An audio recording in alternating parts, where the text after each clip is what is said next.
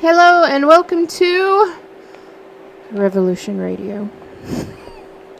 I always think like you're trying to like set it up where you're like, hello and welcome to, and then I'm supposed to say it, but but we never talk about it, so like I don't do it. Plus, I wouldn't do it anyway because it's really hokey. But I try, and I I always do feel that. like it's my spot to come in and go Revolution Radio, but I'm like, no, I'm not. I'm not doing it. And then it gets awkward, and we're both like, like we will out awkward each other. We do that quite a bit. I'm not even gonna lie. I'm cool with that. I like being awkward. So how are you doing today? You know what? It really wasn't that bad of a day. I had to go into work and help out my boss. He's I don't know if we've talked about my boss. He has some kind of mental disabilities. Like, it's not like he's got Down syndrome. It's awful. So he's what? It's not like Down syndrome or anything. Like it's looks up syndrome. He looks pretty normal. It's weird. But yeah, he has issue with math and talking to people, and so I went for a couple hours. You know. I was more referring to what the rest, well, not the rest, but half of the country, about 2 million people are dealing with right now, and that is the fact that we are currently in probably the hottest part of the heat wave. Okay, so this heat wave stretches from parts of New Mexico all the way to Maine. It's horrible. Like on the maps, the reddest part is right here in fucking Kansas. Like and might I add, right in the Wichita area. Can I also just complain about the fact that if there's ever like shit weather, and you know me, I'm a pretty big fan of shit weather. I love, like when we had all that, like, oh my god, it's gonna flood, I was hyped up. I was all excited. I loved it. Yeah. I wanted more rain. I was like, I don't want anyone to die, but I totally want some flooding. I love the chaotic weather. We don't ever get that shit. No. Like, it rained, yeah, sure, it rained more than I've seen it rain in quite a while, but that was about all it did. I think this has been the weakest year for tornadoes that I can think of. There hasn't been. I think it was more in the spring when it was still snowing on like 80-degree days, and then it would snow out of nowhere. But for the summer, we really haven't had a good storm. Well, and we didn't have a tornado even come close. No. There was one day, and I think it was the day that episode 4 or 5 of Game of Thrones aired, that it looked like we may have had a tornado and it was going to cause a problem. That was it, though. I was really hoping to. Growing up in Kansas, I mean, you have at least 4 or 5 a year where you're like, uh-oh, shit's going to get real. And it usually misses you, or you know, whatever, it doesn't happen.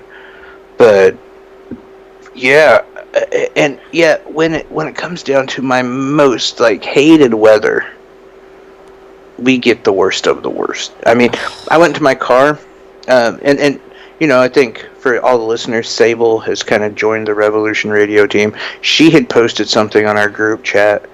Oh from God, her car, I feel so said, bad like, for her. The outside was like 110, 111. I went into my car right before I had to do some errands and stuff. And I mean, mind you, I have a 2017, a very new car, new air conditioning, blah blah blah.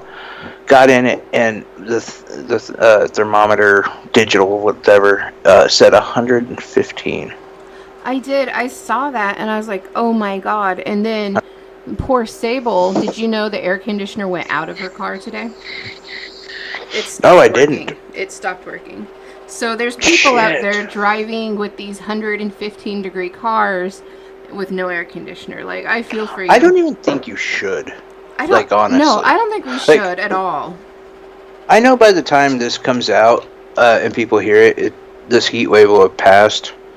But seriously, if it's what people don't understand is the two things that kill you more than anything about weather is flooding and heat. Yeah. They're the two boringest, really. I mean, you like lightning's up there. Don't get me wrong, but like that's flashy. You're about the tornadoes, the hurricanes, all that. They're kind of like the equivalent of sharks in the animal world. Like, people are terrified of sharks, right? Which is A lot of people are. insane. Huh? That's insane. They're like friendly water puppies. Well, they're not water puppies, but they only kill about 6 people a year. Cows kill I mean, 100. Cows kill. I mean, your fucking dogs. 500,000 a year is how many people dogs kill. They taste yummy. And or throughout the world. I mean, sharks are at 6. You know what I mean? Like, there's one movie about dogs. It's Cujo. But yeah, I mean, that's the thing. Like, I don't know. This weather, fuck, I wouldn't be doing anything if I didn't have air conditioning. And even with my spiffy little new car, dude, when I got home, like, I was wearing a button-up shirt today. The back of it, like, had sweat marks on it. And I was just driving in an air-conditioned car. And, yeah, I was getting out, making quick stops and whatever. But I had accumulated a sweat in very, very brief time. The only reason I make a point of it is because it was such a very brief time of being outside of air conditioning. And, and they say, like, above 105, you can, that gets to the point where you'll stop sweating. Yeah. And that's when people die. Like, my mom, she called me when I was out running around, and she's like, she's going to the lake house this evening. And she's like, and then I was just like, yeah, it's so hot, it's horrible. Ugh. And she's like, yeah, you're lucky, though, because you don't have to mow. I gotta mow. And I'm like, Mom, don't fucking mow. Don't mow. That's fucking stupid. Like, yeah. It's 110, 115 degrees outside. You are a 64-year-old woman. Do not go out and mow. I do, and I don't think people understand, especially when you're in vehicles. If your air conditioner is, even if it's working a little, you're still in with your windows up. You can get heat and stroke from that. You can. I mean, especially in this kind of weather. And I know it's crazy, but when I got home from work today, my female child who has a car she was getting a cooler together. And I said, "What are you doing?" And she goes, "Well, I'm taking all my winter stuff out and I'm putting in my summer stuff." And I go, "What do you mean?" And she still has like a fire safety blanket, but she added more water bottles. And I mean, she's adding stuff that she thinks, especially for heat. Do you know what I mean? Like lots of white cloth. She's really over-prepared for shit, but it made me, There's nothing wrong with being over-prepared. I wouldn't take out the other stuff, though, because you might forget to put it back in. Like, it's a thing for her. But I feel like you should at least keep extra water bottles, especially in your trunk. Make sure you have at least something to cover your body if your vehicle gets stuck. Make sure you have radiator fluid. My God, you cannot. Yeah. I do, and people are just driving around. Oh no, I'll just roll the window down. It's not enough. It is not enough. I mean, it probably is, but there's some people that it's going to be too much for. I mean, it's not the epidemic that they make it out on the news for a majority of the country, but there are some people that don't have electricity, that don't have air conditioning. And I mean, yeah, we're not even all in the studio today because it's so small and air conditioned that just each other's body heat can sometimes get a little, So we're like, fuck it. I'm in a climate-controlled central heat and air house right now, and I'm not comfortable. You know what I mean? Like, and I'm not, I don't want to. I'm fine. I'm 100. None of the listeners should worry about me, But I'm just saying, for context, my house, by the way, and Tanya, you can vouch for this. My house is usually frigid. People hate coming into my house because it's so cold. You can see your breath in your house most of the time. It is pretty cold. Like, that was so weird 67. When I could see my breath. It was bothering me. I'm not gonna lie. And it bothered me. And my AC and all that, and the fact that my house stays that cold all the time. My AC doesn't work that hard to keep it that cold, but fuck, my AC is out the fucking man today. I mean, it can't. It's basically like, Steve Nash trying to guard Shaquille O'Neal. This is not gonna happen. It is. It's just too hot. And not only was it 110, but last night, most people are so excited once the sun goes down. It got to 86 last night. Yeah. It was 86. It's horrible. Yeah. I'm just a couple more days and this heat wave should be gone. Hopefully. If not, we'll be having dry ice everywhere. I can see it now because I just... Like, we got one more day to get through this tomorrow. And, the thing is there's so many people, especially tomorrow, who most see, here's the smart thing and the thing that all I'm thinking about tomorrow. And I know you mentioned, hey, let's go to the movies, let's go. Yeah. Here, I ain't going. You're like, I don't want to go anywhere. I'm staying inside. My body will, because a lot of the times you get in from being outside, your body still has that heat amongst you. But my body will get back to being 69 degrees, 68 degrees, and I'm just staying the fuck in. But there's a lot of people, I guarantee, it's the weekend, let's go to the lake. Let's go out to the beach. Fuck that. They're gonna fucking die. I mean, not all of them, of course. Majority of them won't, but there are. I mean, 110 that's the weather you don't fuck around with. No, it's not at all. I do. It kills me. It's dangerous. Because as of right now, I have 6 invitations to go to the lake. Do you want to go swimming? Do you know what I want to do? Sit in my underwear in front of the vent. That's what I and that's the issue too. I find is people are like, let's go swimming to get cooled down. Okay, we have a body of water that has sat in 110 degree temperature for 48 hours. Do you really think it's going to be cooler than your house? Yeah. Than your shower? Like, and look, trust me, not to be the killjoy, I know, some cold beers, hanging out, swimming at the lake, you're probably going to be just fine. You're probably going to be nice and it's going to be good. I don't doubt it. But, the majority of the people that will get sick, heat stroke, and hurt are the people who aren't going to be hydrating, that are going to be trying to play basketball, and the people who are in their cities, too, who just don't have fucking air conditioning and are in dilapidated housing. And the homeless, the fucking homeless, good lord, they're fucked this week. I will give the homeless people credit, because especially in the winter, remember when we had that snowstorm and it got below 0 and we were bitching, we were cold? How do they survive? You go from 0 to below 0 to now hot. You are fucking tough. I don't care what people say. You're fucking amazing, because I can't do that. I can't do that at all. I'm sorry. I'm sorry. I can't. Like, you're an indoor cat. I am an indoor cat. Sitting in my underwear in front of the vent is like my goal for the rest of the weekend. And I know that's wrong, but God, praise Jesus for the rest of y'all who can do shit, because I can't. Like, I know. Nah, I'm into you. I'm Right? 100% with you. It's god awful. So do you mind if we take like a quick break? Quick break? Yes, we can. 1 second. Well, I'm glad that you asked me to stop before you just let out that huge fart and shit yourself. That's just inappropriate, buddy. My God. There's people You're so listening. classy. That's what I like about you. God. No, just running to to the front of my house and like coming out of my home studio. The rest of my house is so cool. I'm done. I'm done talking about the weather, because that's, if you're not in it, it's really boring. I would like to say I have no idea what happened to Cody. I don't know. I guess. And I feel bad if it's because he's in a vehicle with no air conditioning and he's driving an hour.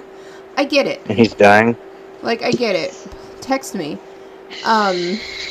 If you pulled over to have sex with a hooker in your air-conditioned vehicle, I feel like that's not an emergency. Do you know what I mean?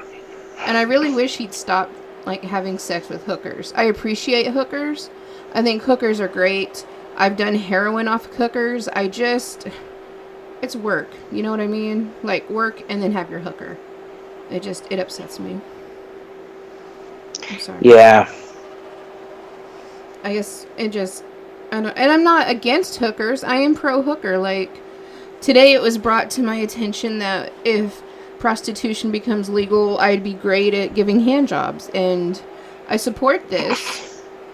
But you know, at least show up for work. I'm very disappointed in him right now.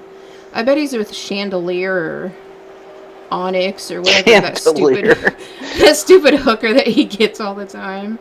I mean, yeah. So, fuck Cody. Yeah, I guess he's gone. So I guess we should talk about the thing that it was one of the last stories we talked about, and I knew we would be revisiting the story. So it's the biggest thing going on right now. So on Sunday night, everyone's favorite moron in chief tweeted that AOC had an approval rate of 22% and Ilhan Omar had an approval rate of 8%. They hate our country so much. Maybe these 4 progressive women, and I am paraphrasing, should go back to their home country or the country they were born from and fix that country. They desperately need your help. I'm sure Nancy Pelosi could provide free transportation. If you hate these women, seem to hate our country so much. Blah blah blah blah blah. Don't criticize America. I kind of heard that. Again, didn't say it, but you know. But you're paraphrasing. You're paraphrasing very well. Do you know what I mean? It's close. Right. Well, and we talked about it, and we said, like, look, this is ridiculous because 3 of 4 of those women were born in America, and the other one has been an American since she was a child. You know, Ilhan most Omar of his has wives. stated many times, I serve one country, and it's the country I am loyal to and love, and that is America. You don't see that headline anywhere, though, so, you know, there's that. But this gets further, and I want to break down just that stat or that right there. And again, we talked about it. So there was one thing I wasn't clear on, though, after that poll that Donald Trump referenced, that AOC has 23% approval and Ilhan Omar has an 8%. In fact, me and Monica got into a fight today. Not a fight, but a debate. It was a fight because Monica's scrappy like a chihuahua. Well, and she is very much a corporate dem. She loves the liberal media. And I said, look, I think this all started in 2 manners. One, I think this is Donald Trump's campaign for 2020, which is the most ridiculous thing. But it seems stoking racism is his campaign plan. If I was his advisor, I would say, what are you, stupid? Look, white people aren't cool with racism, and you know the other races are not cool with racism. You're going to get your hardcore base, and in this time, you are going to get a lot of people off of your team. Not to mention, we'll talk about something else, but when, you know, what happened just a couple days ago, when you condone what your people do because you have to, then you pull your own racist base off of your side. But I was telling Monica, I said, you know, I think that's part of it. And I said, the other thing is, this is the roosters coming home for the liberal media. I said, a lot of this is their fault. And of course, she disagreed with me. No, I don't know what you're talking about. And I said, look, for almost a year, MSNBC, CNN, all they've done is attacked AOC.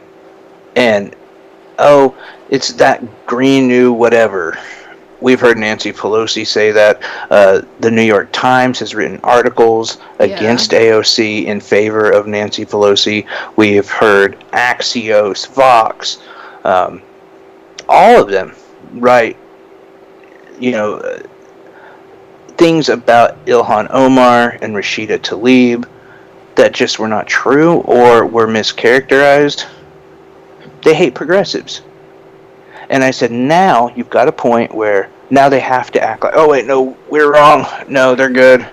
And part of it, though, that they have to blame themselves on is this poll that Donald Trump cited. Donald Trump took that from Axios.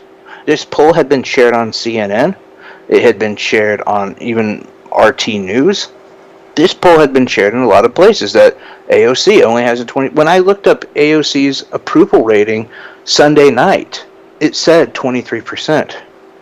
I'm thinking, Jesus Christ, what happened? Because I know, I follow some of those polls and I follow some of those things, and her approval rating has been in the strong 70s.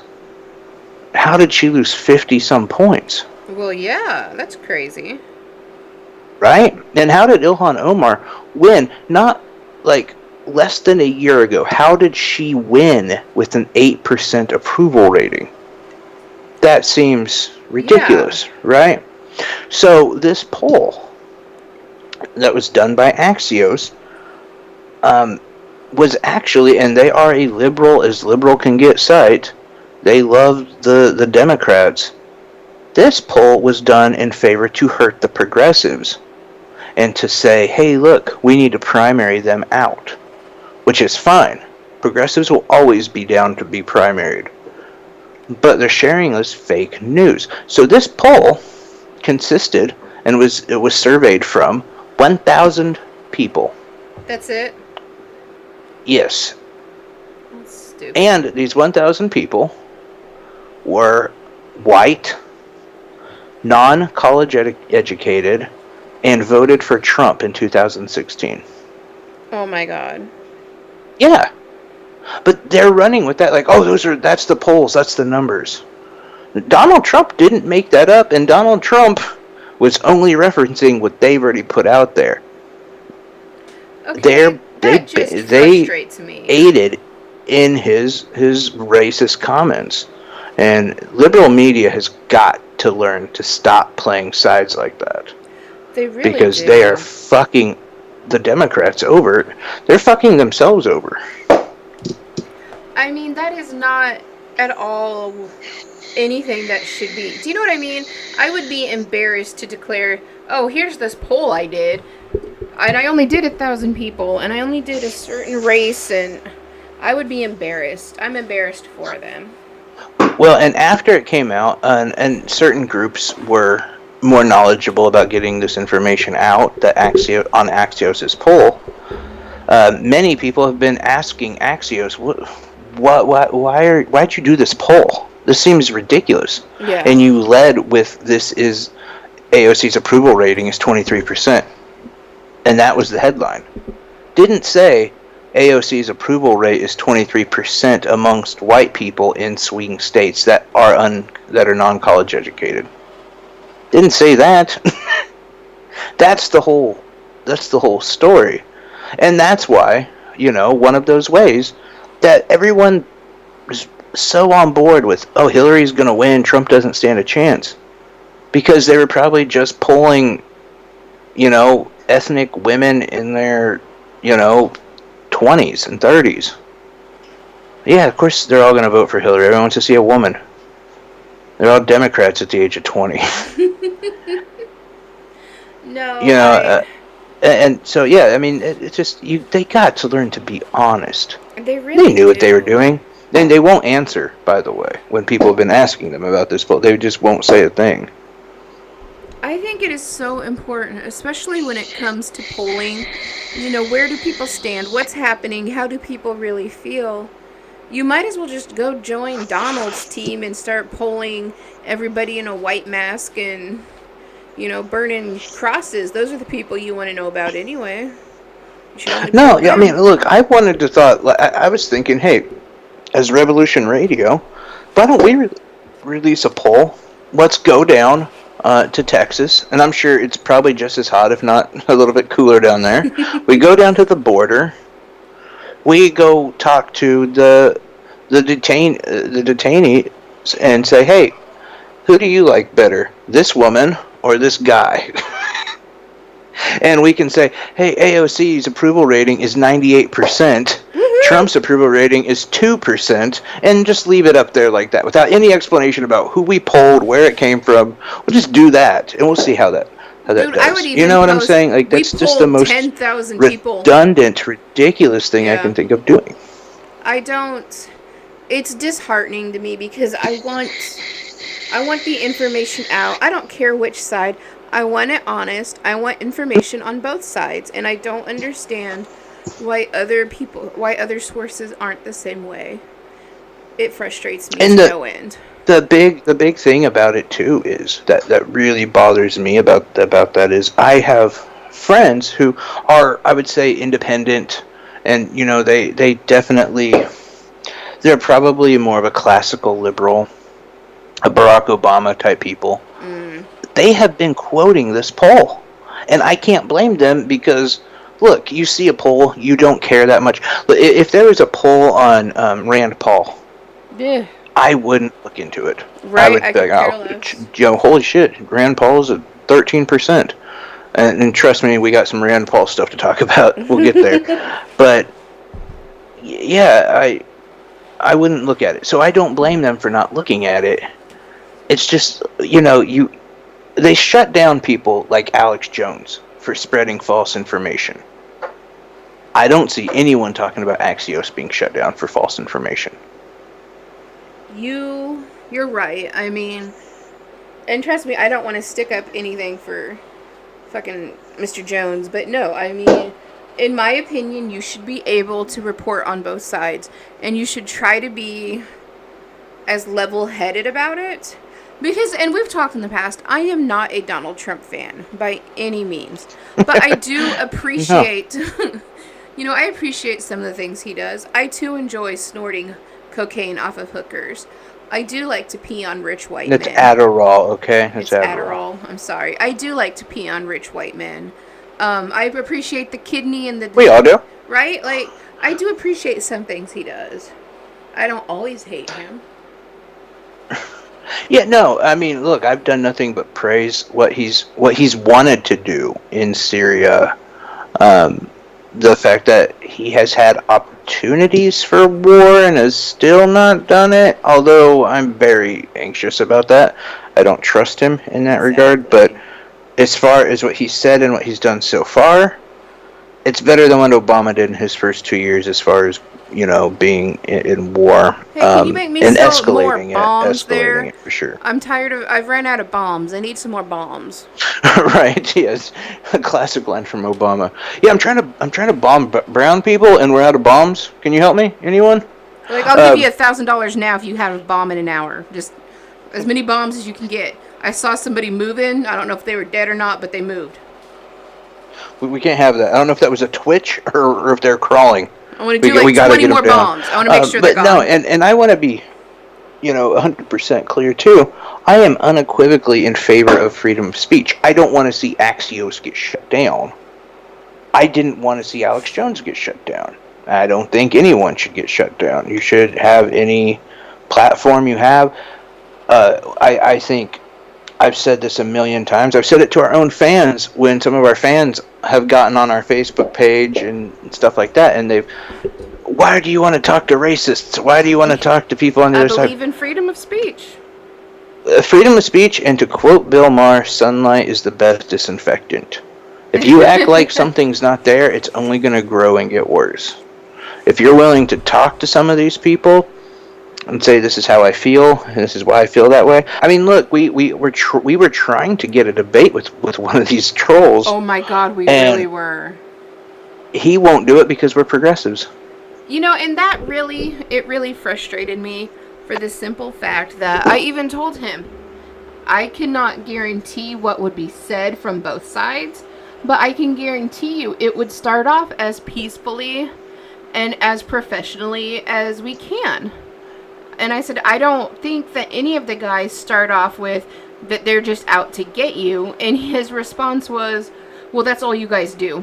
No, it's really not. We don't do any of that. No, and we have yet to do that. We even try to talk for the other side, and he's like, no, you don't. No, you don't. You guys are just mean. But are we? We're just mean. We're just mean. Did we hurt your feelings? I would love to debate somebody on the other side of issues. Especially those that are strong. And I'm trying to get another guy, who was a comedian. I'm trying to get him to, to call in and have a conversation about left versus right, and where we're at on stuff. But I don't know. I doubt it'll happen. My whole thing is you can't have those conversations if you just shut down that other side, or the side that opposes your beliefs. If you just lock yourself in your bubble, you also never hear what's going on in your bubble. Exactly. What people think about it, so forth and so on. So anyway, though, to get back to the story, and then I just wanted to really illustrate how liberal media was a weapon that Donald Trump used against these 4 women. Yes. Definitely want to illustrate that, and that's why I went on that little tangent. But, so, the 4 progressive women, they answered back to him in a manner of speaking. They had basically said, look, he's a racist. And what I loved about what they did, honestly, is they didn't really even talk about it. They talked about it a little bit, but they took that time to address other issues in America. So they had this conference where they got people's eyes and ears. And instead of saying, hey, let's just run with anti-racist rhetoric, let's just run with race rhetoric in general, they started talking about education. They started talking about the climate. They started talking about healthcare. They were able to fit in a few of the narratives that they want to address. And I think that's the real interesting thing here is you have one side and one psychotic old man who is just going off. Alzheimer's. Well, you got Grandpa at Thanksgiving saying, I don't know, man, we need to get these N-words out of here. Damn kids are on my lawn again. Yeah, and then you have, basically, by the way, hating on his own country. Because I know he thinks the country looks like him, but it does not. The country is not old and white anymore. Y'all dying off, you didn't take care of yourself, and you don't breed very much. There's a lot of us out there. And he doesn't understand that. And then these progressive women have taken that opportunity to say, hey, we're not going to get back into race politics. That's not what they do. That's not what progressives do. Progressives are not for identity politics, believe it or not. We're progressive. How often do we really talk about the race issue? Outside of really dissecting it. Yeah. Not calling people racist. I'm actually one of those people who's almost always saying, I don't think that's racist. Right? You are. You are always the first one. Even with Trump. It's taken a long time before I finally was like, yeah, I think he's racist. Well, and that was the first thing that I know you and I kind of had some words about, was that I believed he was a racist and you did not. And I was like, look, I think you're wrong. And you're like, no, he's really not. But and I support that of you because do you know what I mean? You were trying. It was hard to determine. Yeah, well, you were sticking up it for cheapens an argument just to be like, oh, someone's racist. Right. In my opinion. No, I get it. I do. And it's hard to tell, especially in those circumstances. But is he, or did he just come out that way? I truly believe he is a racist. I do. I'm not gonna lie. And for a majority of the time, I thought he was more of just stupid. An elitist. He doesn't like the middle class and lower class. He acts like it. Mm-hmm. The same way that, beer companies will say, drink our beer and be like us, but really they know they're just selling you bread in a can, and it's only going to destroy your gut and your liver, but they give you an idea like, oh yeah, you're cool, you get chicks and we're awesome. And that was kind of the same mentality I think that Donald Trump, I thought, had, was, look, I'm rich, I'm powerful, I don't need you rednecks with one tooth and two sister wives. I don't need y'all. But I want you to support me. So I'm going to act like I'm, And you see, they all do it. I mean, one of the funniest things is Hillary Clinton changing her accent. Like, y'all, I carry hot sauce. Like, oh, shut up, Hillary, you stupid bag of bones. I mean, it frustrates me, but you are right, especially on the progressive side, and I'll tell you why. Because if we're honest, I don't always say Jay's right, and it physically hurts me sometimes. Like, I'll get cramps and I start sweating and I feel like I'm gonna vomit. But here I go. Jay, you were right. On the progressive side, they don't really do the race war thing, and I can even prove it. And I find it interesting, and I think that it's something that especially a lot of our listeners, because we do have a bunch of listeners who are on both sides, some who flirt on the line of progressive, some who just don't care and they're just bored and for some unknown reason they listen to us. But hey, look, some of our stuffs are pretty good follows and fights, and then we have some very hardcore militant progressives on our side who they out-progressive me. Well, and especially some like the guys that are in Kuwait and Africa that listen to us. I know that some of them would love to call in and be, but they don't. And here is something that I think is interesting. For those of you who don't know, I am a supporter of Bernie Sanders. I know that surprises a lot of people, but it shouldn't.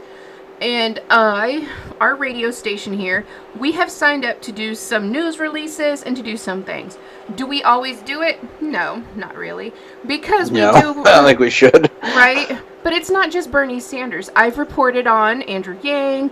We do on all sides.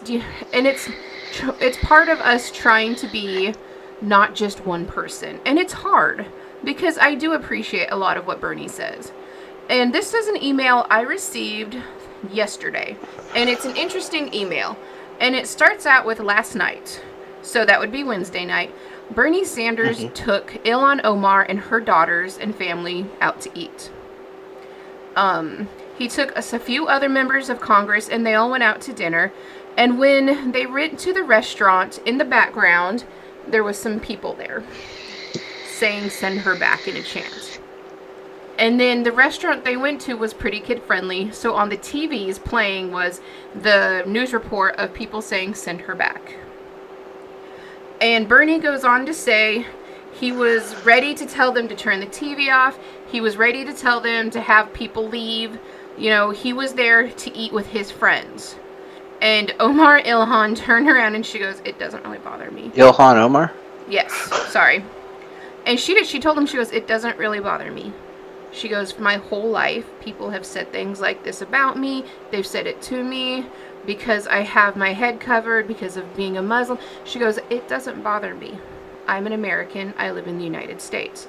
I want to eat this for dinner." And that's how the evening went. And he was just so happy that, you know, even in times like this, when it's so strong of racism going on, she is more concerned about Medicaid and Medicare and the Green New Deal and what can we do to help other people. And that right there speaks to me a lot about one reason why I appreciate the progressive side. If I was this woman, let's be honest, and for all of those who don't really know me that well, you should know by now, I have a hard time controlling what comes out of my mouth. And Jay, you should know over the years, I sometimes go off the handle when I shouldn't. And I sometimes start fights when I shouldn't. And it's really hard for me to be that composed and controlled. And I honestly want to become a person like Ilhan, who can willingly stand there and take that and listen to it and, oh, well, I'm more concerned about this than that. So I'm just going, I don't care about it. It's not important to me. No, and, you know, there again, that's one of those ways that the liberal media has turned, they have to turn everything into race. And, you know, one of the other things, you know, as we're still talking about the same story, but the reason why we are doing it in this manner is to really break down all the misnomers that we've heard along the way. And, you know, here is another thing. Last week, AOC calls Nancy Pelosi a racist. She never did. She never said that. And she even went on the record as saying, no, I don't think Nancy Pelosi's a racist. But liberal media knows that that's clickbait, and that's what they want to run with. They don't realize that the majority of our country doesn't really want to hear about this. It's not, identity politics. It's about the policies. And just as many times as someone like AOC is shot down because, oh, she's just dumb. I don't know how many people I've heard say, oh, she's just an idiot. And then you say, well, what policies are you against of hers? And you break down all the policies that she has. So you think that's dumb? You think that's dumb? Well, no, I guess not. And I'll say, okay, here, how about this policy? She wants to legalize masturbating because it's a form of abortion, and it goes against God. Yeah, that's stupid. See, she has stupid ideas. That's Ted Cruz. Ted Cruz wanted to legalize male masturbation. Like, why are we saying AOC is completely, moronic when most of her policies are not idiotic?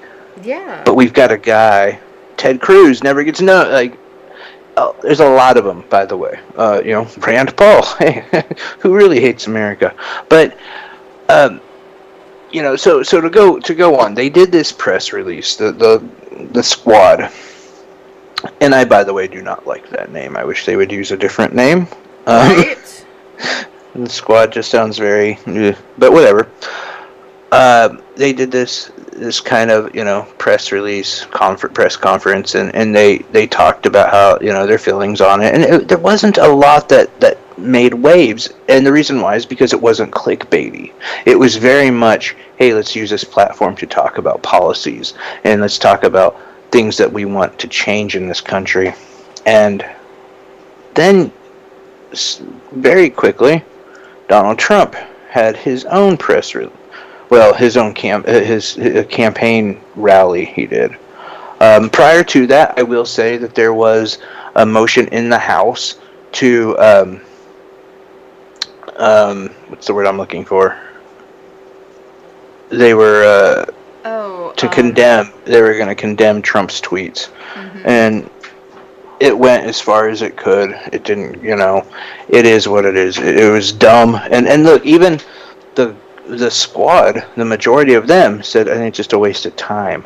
But I had a lot of people on the right wing saying, look, how stupid this is.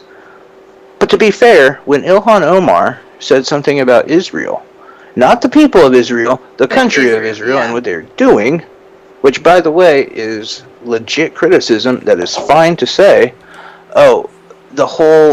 everyone was in an uproar, and we need to condemn her tweets. They wanted to throw her out, they wanted whatever. But when we have a sitting president make racist comments against people, then it's just a waste of time. And in fact, I learned that there is actually a motion that we've had since 1811. I believe it was a Jefferson thing, where you cannot badmouth a president on the Senate floor. Really? Didn't know that? Yeah, but because Nancy Pelosi had mentioned that Donald Trump had racist tweets, and it was thrown out because you cannot say anything bad about the president on the Senate floor. Oh, wow. That just, by the way, seems incredibly, I don't know, fascist. No self-policing, so to speak. But that's crazy. Anyway, yeah, right. You can look that up. It was a Jefferson thing. Which, by the way, out of all people, of course, it would have been Jefferson that would have done something like that. Let's not talk about my illegitimate children or the rapes I had against black women. No. That's not. Anyway, though, further go on that. Then Trump had his campaign rally where I'm going to break down pretty close word for word what he had said on Ilhan Omar. Because at this point, he had realized, oh my God, I am a moron, and I can't talk about AOC, Rashida Tlaib, or Anaya Presley, because they are all born in America, and I can't go after them, but I can still go after Omar. He said, and I'm trying to remember all of them. The first one he bashed her about was that she, the Israel thing. She is anti-Semitic. He went on to say that she's anti-Semitic. Look at her tweets. Look at the things that she says about Israel. Now, look, if you're a logical person, what she said about Israel is fine. It is 100% fine. And the reason why is because she didn't say anything against the Jewish people. She said something about the Israel government. And that, I don't understand why that is such a taboo, to say that government and what they're doing to the Palestinian people is wrong. Or the fact that they're buying our politicians, because they are. Just as much as the EAU is, just as much as Saudi Arabia. Whatever. He says that she is a supporter of Al-Qaeda. Really? Now let's break that down real quick. Now, Ilhan Omar has actually been at odds with one of our presidential candidates, Tulsi Gabbard, because Ilhan Omar came out and condemned the Saudi Arabian, Syria, most of the Muslim countries. Not because of their religion, but because of their practices, and definitely Saudi Arabia. The biggest thing she said that she has an issue with Saudi Arabia is the way that they portray Muslims. She is, back in the day, and I don't know if you remember this, Tanya, but we used to say, I don't hate Muslims, I just wish they would stand up I wish they would call out their own people. Do you remember that? I do. It was a rather racist trope that I didn't realize at the time. Because it is ridiculous to be like, white guy rapes and murders, 2-year-old, child. I don't need to go to social media and say, I condemn that guy. It seems a little ridiculous to do that. But back in the day, around 9/11, that was what a lot of people would say. That's what she did. And that's her stance. Her other reason why she is so anti-Saudi Arabia is because, and here's, we'll follow about this, because he said that she is for Al-Qaeda. And I'm going to show how she is anti-Al-Qaeda, and Donald Trump is actually pro-Al-Qaeda. So she doesn't believe we should do any weapons dealings, or really any dealings at all with Saudi Arabia. Donald Trump has said multiple times, even after the Khashoggi thing, about, it's $8 billion in gun sales that we do with them. We can't just let that go. He said that on the record. Anyone can look it up. He's totally fine with the gun sales. And supporting them as they support him. Now, we all know, you can look this up, and this is one of the main reasons why she is against dealing with Saudi Arabia. They take their weapons and they sell them and or give them to Al-Qaeda to destabilize Iran. Really? Yes, without a doubt. It's a well-known fact. They have been doing that to destabilize and to pretty much to commit genocide in Yemen. Yes. Using the vis-a-vis the Al-Qaeda terrorist group. Saudi Arabia has been doing this for a while. When they talk about Obama starting ISIS, it's the same manner. It's because of who he sold guns to. Okay, that makes sense. How they were funded. Yeah, no, exactly. Okay, that makes sense to me. I never really broke that down either, and then once I did, and I was like, oh shit, Obama did start ISIS. But yeah, it's the same thing. And in this, Trump is definitely supplying Al-Qaeda with weapons. So who's really supporting Al-Qaeda? It's not Ilhan Omar. It's She Trump. signed a deal to stop us from even dealing with them, and in fact to go after bin Salman for killing Khashoggi. You know, Which is someone still hid insane that hasn't in, happened, but whatever. you know, yeah. No, don't worry about that. So there's another one. So all the people who thinks that she's anti-American and she's pro-terrorist, there you go. Okay. That's not what happened. He also said that she says, I'm trying to paraphrase how he said it. He said that she said that we say Al-Qaeda because we're proud. We're proud of Al-Qaeda. Now, that's not what happened at all. In fact, anyone can look this up. It was an interview she did on public TV, and she was talking about her college class she was taking.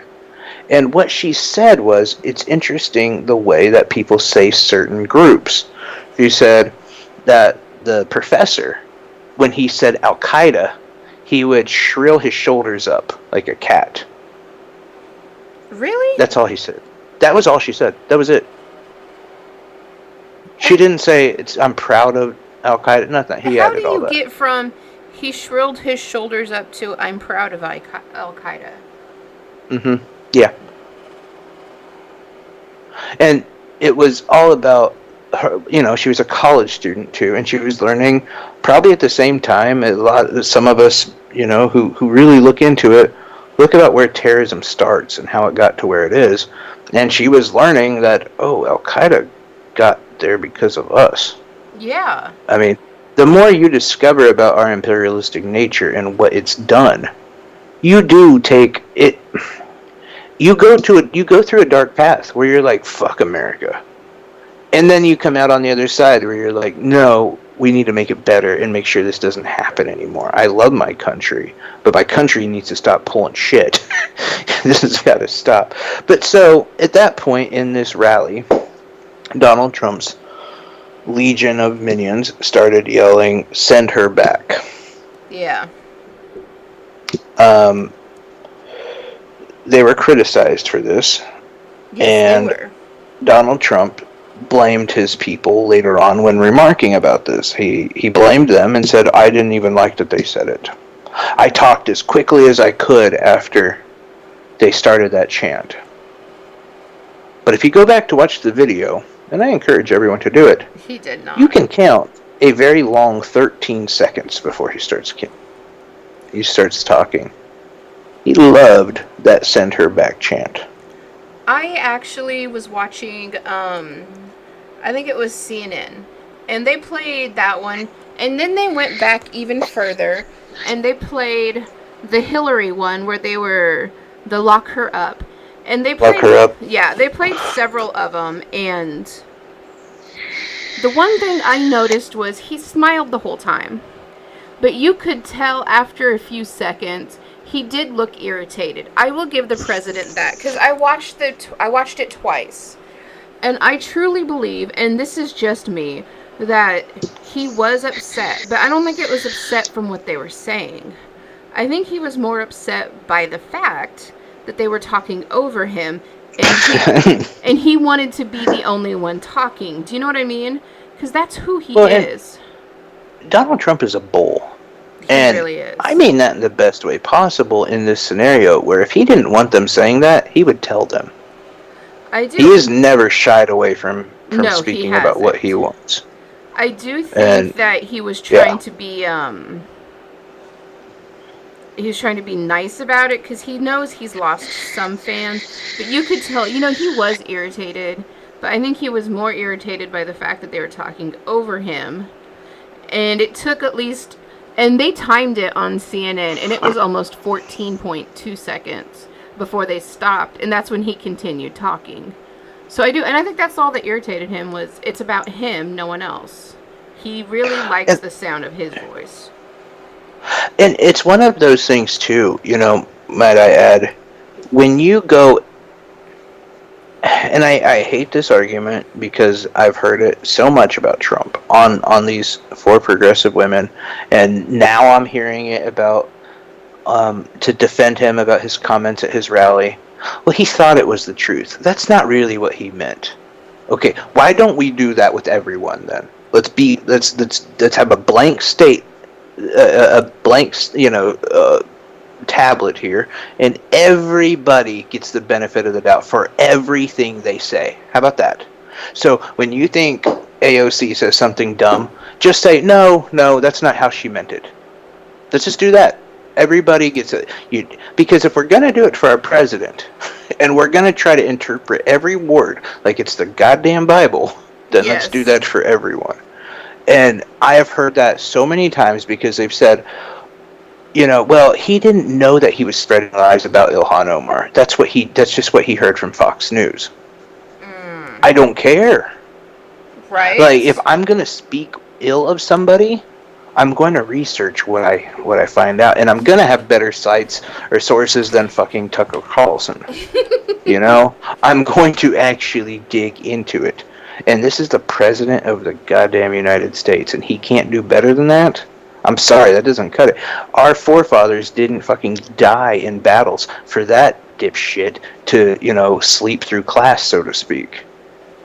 We have a higher standard in America, and he's not meeting it. And I think that is one thing that bothers me too, is it's disrespectful for our country to just continue letting this lump get away with not researching anything, not preparing his job, and to the point where you have to make excuses for him if you're a supporter of him. He represents America. America is worth more than somebody who's sleeping on the job. And furthermore, if he really wanted this to stop, he would have said that, I didn't, he would have let it go and not continued the bashing that he did. Because, late last night, I believe my time frame might be a little off on this, but Ilhan Omar returned to Minnesota. And at the airport, there was chanting for Welcome Home, Ilhan. And that was going through all this and researching this and whatever, and it's 3 o'clock in the morning, and I may or may not be a little intoxicated, and I see this on Twitter. It renewed some faith in humanity in me a little bit, and it made me realize, people are actually looking at truths, not just what mainstream media is telling us. And it almost kind of brought a tear to my eye, because I was like, wow, that's so powerful. I found it But amazing. this morning, Trump... All of this requires a rocket that's never was flown, a fake. space capsule. Sorry. If you're really bothered by all that, then let it go, dude. It becomes disheartening when you hear the chanting repeatedly. And I feel more for her. How awesome was it that you get off a plane and you see these huge crowds and she automatically thought, okay, here we go again. And as she's coming down, she starts hearing, I find it amazing. And I am so glad that there were people there to do that for her. Do you know what I mean? It's inspiring to me and she's, it's for politics. That's how it should be. You're here representing us, and these people support you. I found it so amazing. I really did. The week that she has probably gone through has got to have been just so disheartening. I mean, I don't know how you trudge through that. And, to be fair, can I say another one of the things that Trump lied about and I forgot? I'm sorry. What's that, babe? Because this kind of coincides with what I was just, what we're talking about. So she fought for a humanitarian effort and less sentencing for people who join terrorist groups and then want to come back. And that's another one of their ways that he said she supports terrorists. But it's not true, because her thing was, if they want to come back, she doesn't think that they should it should be more psychological rehabilitation and therapy and a loving approach. Her argument is if you left your country, you turned your back on your country, and you left to go join ISIS. ISIS is definitely a rock, and we will then become the hard place. Pretty much. We would rather win these people back instead of them saying, okay, well, shit, I guess I was in a weird state and I some reason joined ISIS because it was a thing. And there is a documentary coming out about this, how a lot of kids got hooked into this and joined ISIS. And there's a lot of mind control, believe it or not. I found it very sad. Well, they preyed on the weak. They preyed on the people who were by themselves, who were isolated, people who hated life. And it was like, hey, why don't you just join ISIS? Like, you can have a better life. And there's no real excuse for that. But, I mean, look how many children commit suicide. All right, they're not... They don't think right. They're kids. Yeah, yes, exactly. They're not developed enough to handle some of these situations. And her thing is they shouldn't have to come back and face treason. We should warmly welcome them back and help them become citizens again. Because there again, if they know I face death in America if I go back, or I might be able to continue living as an ISIS guy and I guess killing people. I guess I'm just an ISIS guy now. Right. I find it very sad. That was her argument. I think her argument is a pretty solid argument. Yeah. I do. But that's the same as what she probably is going through now, is like, how easy would it be for her just to say, oh, fuck you, fuck America. If this is how you people truly feel about me, and you people are screaming, send her back, even though I've been in this country all this time. There's people laughing at her and making fun of her because she married her brother to get citizenship. And there's a lot of talk about that. And I saw some people on a video commenting, and I said, yeah, it's fucking hilarious, isn't it? Isn't it so funny that her life was so shitty and that death was just right around the corner, that she had to marry her brother for citizenship? You know, when you're a young girl and you're very, very conflicted about that, and your reputation in general, and your who you are and what you do means so much to you because you're put under a microscope. Isn't that hilarious that her life was so bad that she had to do that? That's great. Let's continue laughing at her and making her life worse. I mean, you can't. At some point, there's only so much you can take before you say, fuck it. All right. I mean, I'm done. It's hard because people get frustrated because they don't people still don't understand what's really happening at our borders. You can't make people understand. I know a college professor who I've been trying to get to come on and do an interview with us, who left Iran when she was 13. Her parents set up an arranged marriage at the age of 13 with one of the professors that traveled back and forth. And he told them, he's like, I'm not marrying a kid. And they're like, no, we just want her out of the country. And what had happened was down the block, it had been bombed. And 2 of the cousins and the grandma had died. And her parents were like, we're willing to marry you guys, just get her out of the country, please. And they gave him all the money. They ended up sending it back. But he married a 13-year-old child because her parents were so worried that she would be raped, she'd be killed, and she had to get out of the country. And this man basically raised her. And she did. She talks about it quite often, that her parents were more concerned with what was happening in the country than what could happen if she left a country and traveled thousands of miles and lived with a man they met once. They'd rather that happen than stay home. And a lot of people that were at this conference were like, that's ridiculous. And she goes, he saved my life. She goes, back then I was upset, but she goes, here it is 20 years later, and she goes, I can't thank him enough.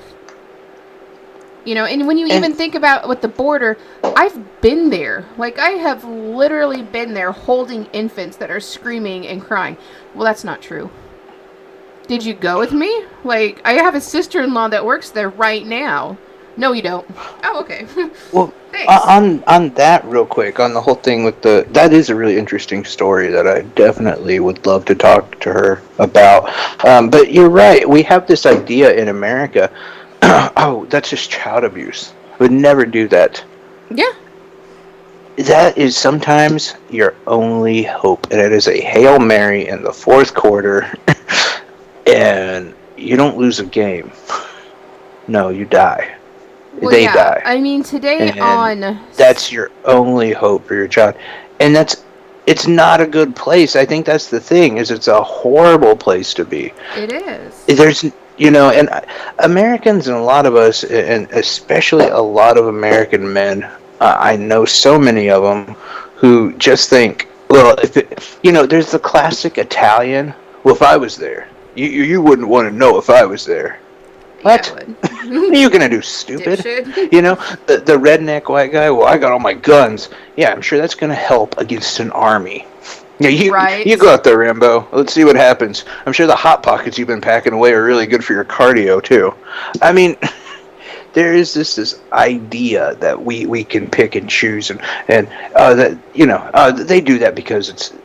Because they don't love their kids. If it was me in that situation with my kids, let me tell you, it wouldn't turn out that way. I'd go fighting through the streets, and I would swim across the ocean and on my back, and we would make it here. And I would have checked in, and I would have been seeking asylum before I even left, and I would have been doing all of this. No, you wouldn't, stupid. Just be honest. Like, it's how it is.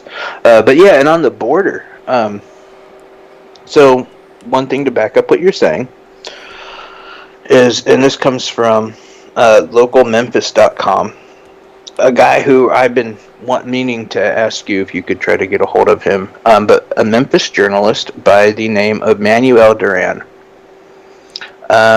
He is a Spanish language reporter who was recently released from immigration custody.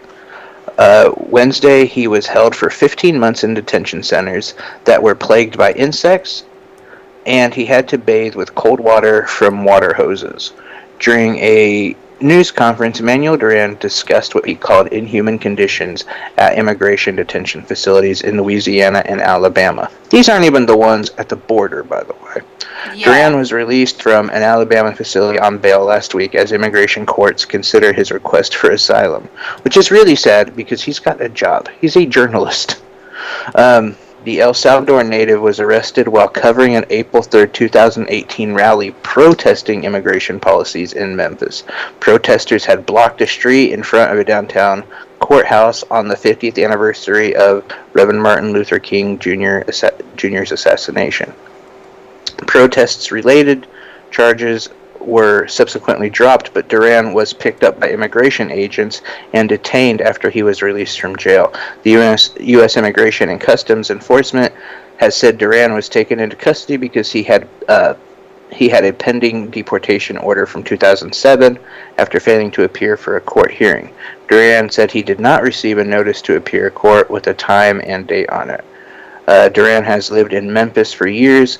He ran the Memphis online news outlet and reported on the effects of U.S. immigration policies in the Hispanic community. Duran's lawyer said he came to the United States without permission in 2006 after receiving death threats related to reporting on corruption in El Salvador. By the way, isn't that a hero? Yeah. A whistleblower? Somebody who's reporting on corruption? Isn't that somebody we want to protect and take care of? Yeah, no, I mean, I guess that's not the way this country works. But so he later said, I have seen the cruelty of the mass incarceration of immigrants firsthand, and it is unnecessary and inhumane. Food portions were small in detention centers where he was held. Duran said facilities were infected by spiders and cockroaches, and for 2 months, detainees at the Etowah County Detention Center in Alabama only had water hoses with which to bathe. For 2 weeks, for no reason, the heater was turned on to its full capacity, Duran said. Oh my God. This happened during the summer, and it was very difficult to sleep. Duran also said there were no recreational facilities. Detainees were locked up without being able to see the sunlight. The experience has been very difficult for me and my family, psychologically and economically. I feel that my life has turned 180 degrees and I'm still trying to adapt.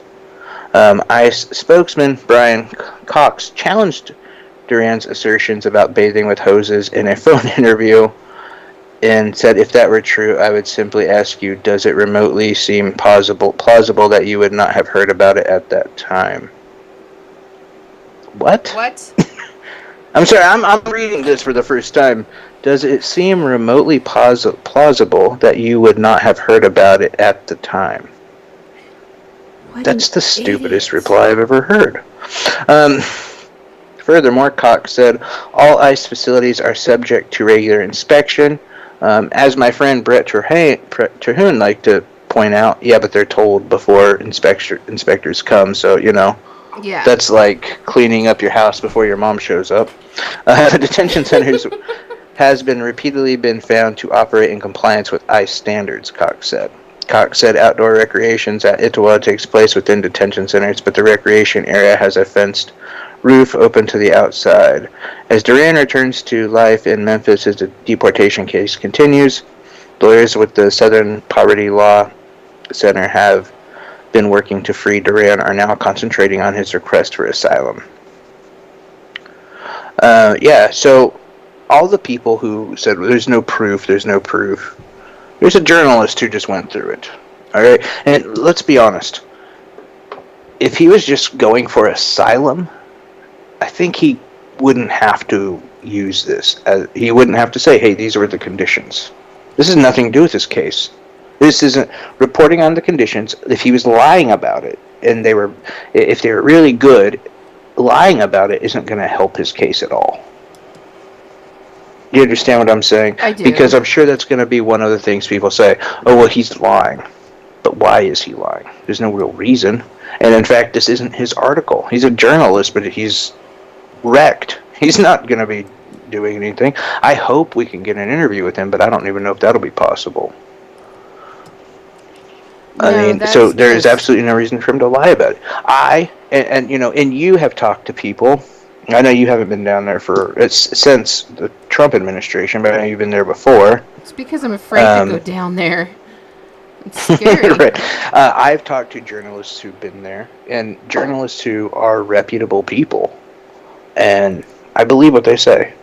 There's no reason for all these people to be lying about it. And that's my thing, and I know that a lot of people get frustrated.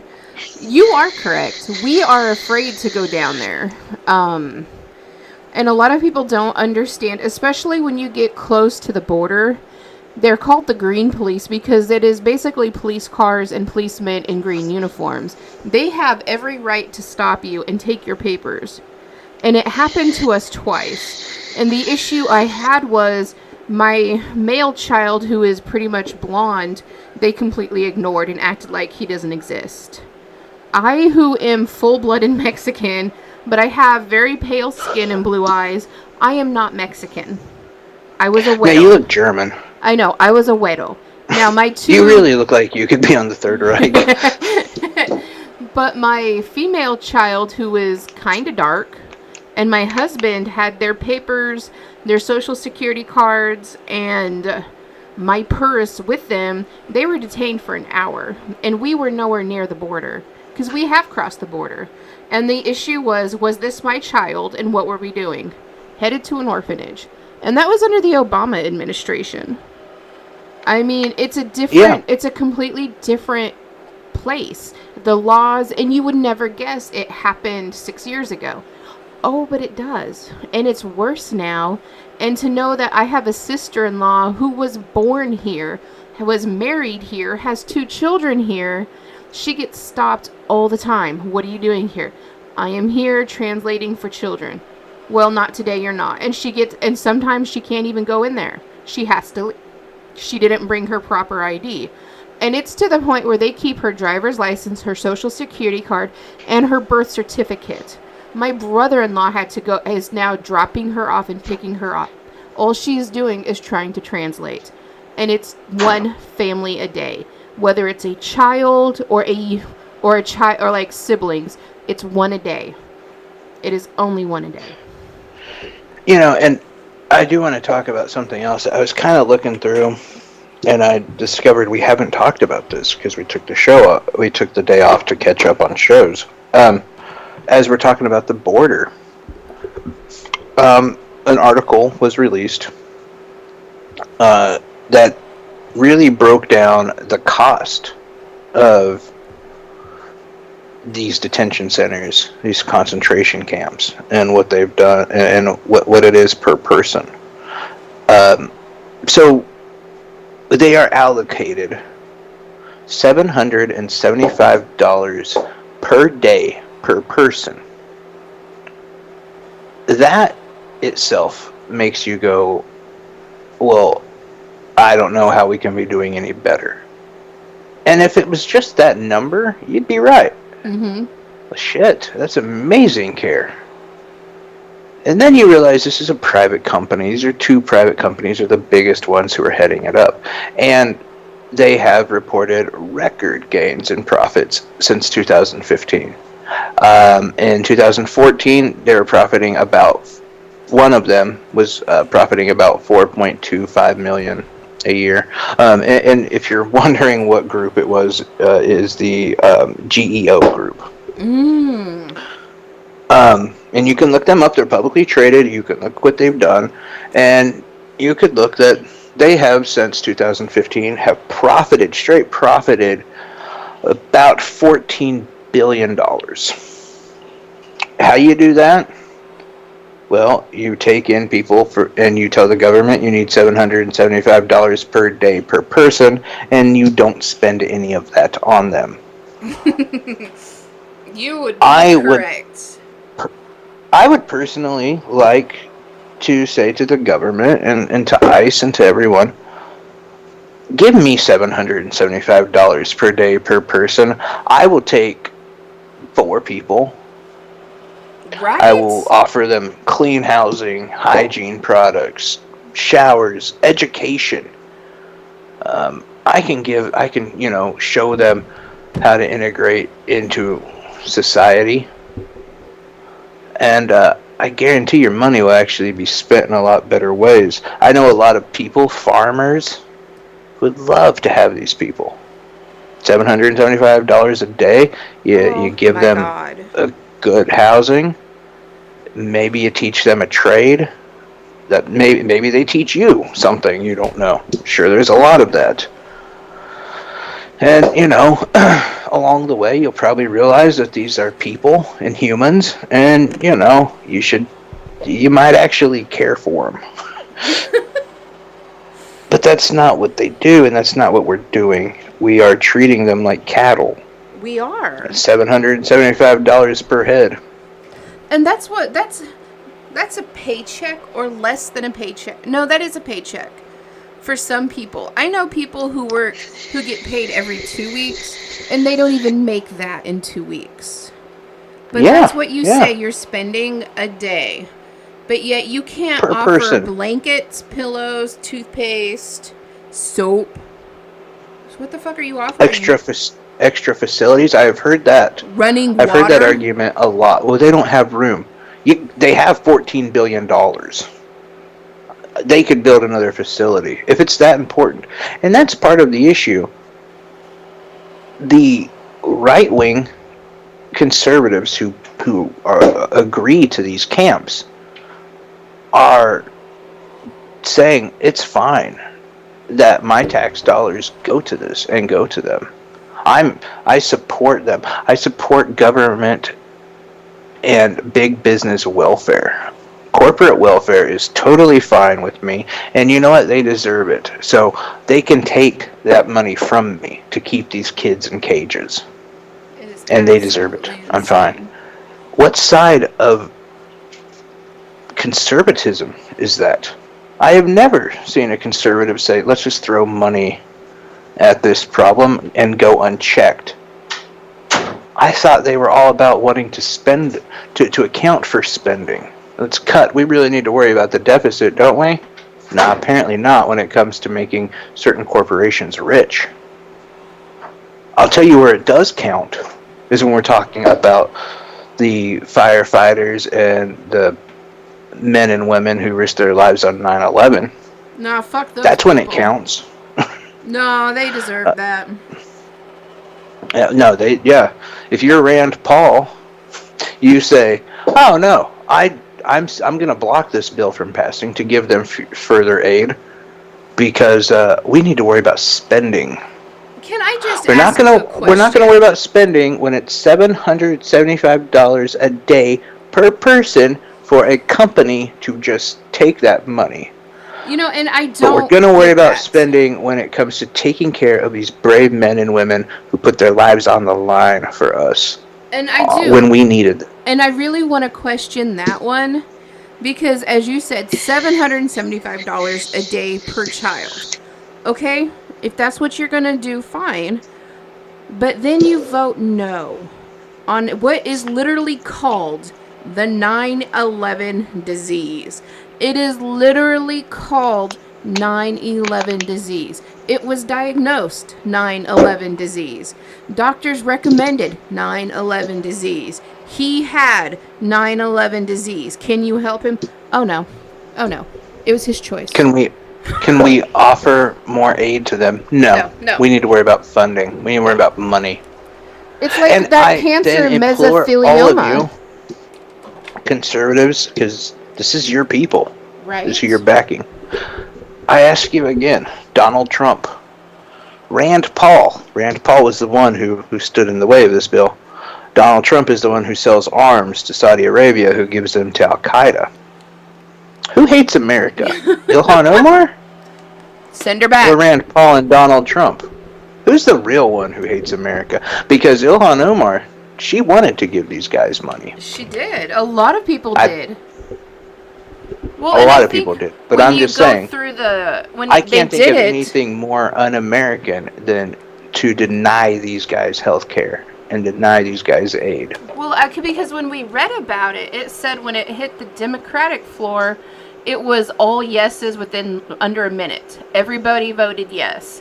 When it then went to the Republican floor, it was whoa. Is that a real disease? It passed almost unanimously too. Oh, well, not unanimously, but it did better than what a lot of people thought. Mitch McConnell was going to kill it and not even bring this to the floor, but he did. And before it was even proposed, Rand Paul blocked it and said, "Look, Insane. we won't even vote on it unless somebody has a way to show how to make up for the spending." Again, who's anti-American here? Because when it came to the tax cuts that went majority to the rich, we didn't worry about where that spending was going to come from. When it goes into sending more troops to the border of Iran, we didn't worry about the spending. Anytime we want to booster our military spending, which everyone knows a majority of that just goes to Raytheon and the defense contractors, it doesn't go to our troops. They never worry about how we're going to save money. How are we going to get, how are we going to get our money back on that? We need to watch the purse strings, so to speak. When it comes to detaining asylum seekers unconstitutionally and unlawfully, and you can look it up, it is unconstitutional to be detaining asylum seekers. But when it comes to spending a shit ton of money doing that for a private corporation to just sit on that money and take it, oh no, we don't worry about it. But when it comes to taking care of Americans who put their life and their body on the line for this country when we needed them most, now we got to worry about budget. It is absolutely insane. And for those of you, because it does happen, Jay and I actually were serious about this, and I know I was. We've talked about actually fostering several children because what else can we do? Do you know what I mean? So Jay and I looked and I would have into no it. problem. And especially when Yemen was having so many issues, and we're not allowed to foster from Yemen. It's on the no list. It is. It is. Why? Exactly. Why do we hate people? Yemen, there's like 6 countries that is just a flat out no. So with all of the children and the mass crowding, we're not allowed to foster from the tent cities either. And here's why. You have to be pre-approved. And that takes a few months, which is fine, because Jay and I did look into it. You have to be approved by certain foster care systems that are Christian only and who are headed by Betsy DeVos. So all the Catholic foster systems that are down there trying to help out children, and all the foster care because we could go to the Catholic churches here in our area and say, hey, we want to foster these kids. Can you help us? No, it is Christian based only through Betsy DeVos's church. It is. I do get why you wouldn't want to put a bunch of young boys with Catholics, but still. I get that. But no, and that is my biggest issue. Because I would be willing, and it would be a hard pill to swallow, to go to the Catholic Church and say, hey, can we do... Nope. It is not... No, they want no Catholicism at all. It is certain church areas, and you have to be pre-approved, and you even have to make the trip to Michigan or North Dakota and deal with the DeVos facility, and then you can make your way south, maybe. Oh, also no gays, and you have to be married a certain amount of years too. No gays at all. Another misnomer, yeah, you're right, the no gays thing, 100%. Another misnomer, though, is that a lot of people say, well, what are we going to do with these people in these detention centers? 85% of them have sponsors who would take them in. 85%. So we would only need 15%. It's not about that. It's about helping this company get rich. Because and by the way, this GEO company who runs the detention centers, who we want, our right-wing government at the moment wants them to continue getting this giant tax subsidy. If you look into them, you'll also see they are a giant donor to Republicans. Yes. Oh, wow, what, really? I didn't see that coming. Yes. So even though we could lighten the load and we could be helping people, without that, like Tanya said, we've looked into this. I've applied. I said I would. It's sponsorship. It means we would sponsor them. It's not a burden on the taxpayer anymore, or at least a lot less. Yep. And it's a no. Nope, can't do it. Well, and when you go in, all it says is all you need is a bed. You need a bed and a loving heart. And you click, I have those. And then it's, can you spend 2 weeks here? And it's at the Betsy DeVos Future Children something. I forgot the name. And it's their adoption center. They run a complete credit score, which is weird because basically you're fostering children. Why do you need a credit score? Yeah. Money. Yeah. You got to prove it. Can you supply a bed? I can supply maybe 3 beds. Like if I took the king size beds in my kids' room, I could probably do a lot more than just. But yeah, no, it is interesting to read the fine print, and then to find out you have to have a letter from a pastor or a father, and then you can't even be affiliated with certain churches. Are you serious? Are you flat out serious? Yeah, which is just the weirdest. It's weird hoops that they want you to jump over because they want to make it very difficult to be able to take any of these children in. And because my favorite thing ever, their donors want to keep getting that government subsidy. My favorite thing and goddamn the debt, goddamn the humanitization, goddamn it all. That we will create concentration camps. We will become Nazis. All in the name of the almighty dollar. That's right. Fine. Like when you go on the adoption site for Betsy DeVos, you will see like 30 infants And I'm saying 9 months or younger. They are all Hispanic or Latinx. It's very noticeable what these children are. This child was born Esmeralda or Criselda. We call her Crystal and Jennifer. Jesus Christ. Seriously? They're changing their names? Esmeralda Geraldo Hernandez. Her new name is now Jennifer. No last name. It's Bethany. She could be adopted if you've been pre-approved. Jesus Christ. Seriously. And there's no doubt in my mind and that by these the way, children were all I here would be 2 doing, weeks ago. Yeah. And their parents were taken away, and now they belong to the United States. So let's adopt them out. And the only goal I would have is to try to find their parents. I would adopt them so that I could find their parents. Which, as we're learning more and more daily from the people who adopt these children, they want no contact. And that's what they are putting in their adoption agreements. No contact, nothing. You wouldn't even send... These parents are still in jail. They are still being arrested for seeking asylum. And you wouldn't even send pictures to let them know their kid's okay. They have no idea that you adopted their child. It's completely disgusting what we're doing. And I understand that the law is the law, but my morality and my soul means more to me than your stupid laws. And the fact that you have people wanting to open up their homes, not even asking for the money, keep the fucking $775. Those of us that can afford this and are willing to do it, just let us take the kids. Let us take them out of the kennels. No, exactly. But hey, look, I think you're probably burning up. I think it's probably time to shut it down for today. It is. On Monday, we should have guest Steve Alton, the Meg Man. The guy from the Meg, awesome.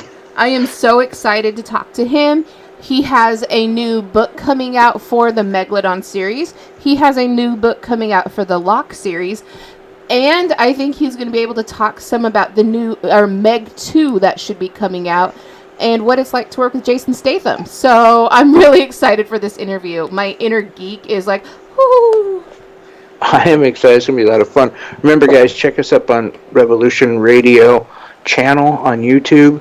The algorithms are working against us just like they're working against everyone else. So please search for us, like us, subscribe.